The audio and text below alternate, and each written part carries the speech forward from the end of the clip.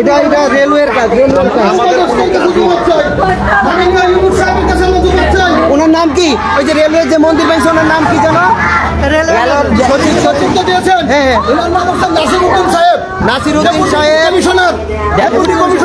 নাসিরউদ্দিন সাহেবকে আমরা সকালে ফোন দিয়েছি জানার জন্য যে উনি বলে আপনারা কিভাবে জানেন উনি গুপ্তভাবে কোনো নোটিশ ছাড়া আমাদের মন্দির, কোনো নোটিশ ছাড়া খিলবে সার্বজনীন মন্দিরে হামলা।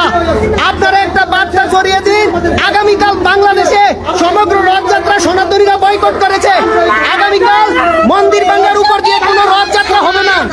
কালকে আগামীকাল শ্রীজি জগন্নাথ দেবের রথযাত্রা আমরা সনাতনীরা বয়কট করেছি।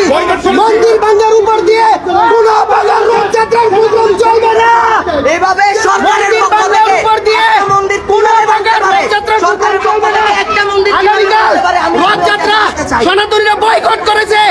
যদি আপনাদের শরীরে রক্ত থাকে তাহলে কালকে রথযাত্রা বয়কট করে দেখান।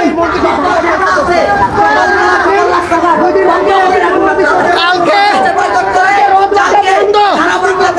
সকল রাস্তাঘাট আমরা বন্ধ করে রাখুন। কালকে রথযাত্রা বন্ধ। আমরা অস্তিত্ব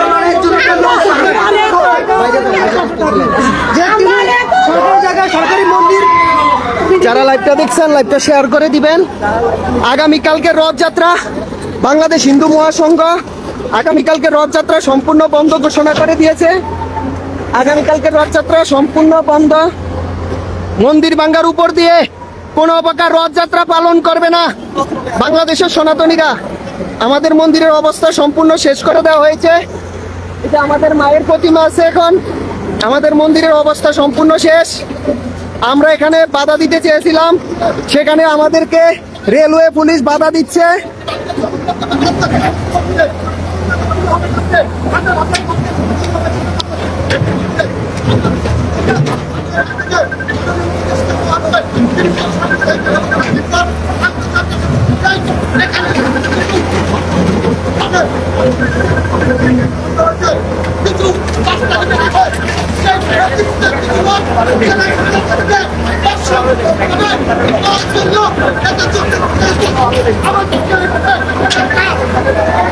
আপনারা দেখতেছেন খিলকে সার্বজনীন দুর্গা মন্দির ইতিমধ্যে সম্পূর্ণ মন্দির ঘুরিয়ে দিয়েছে।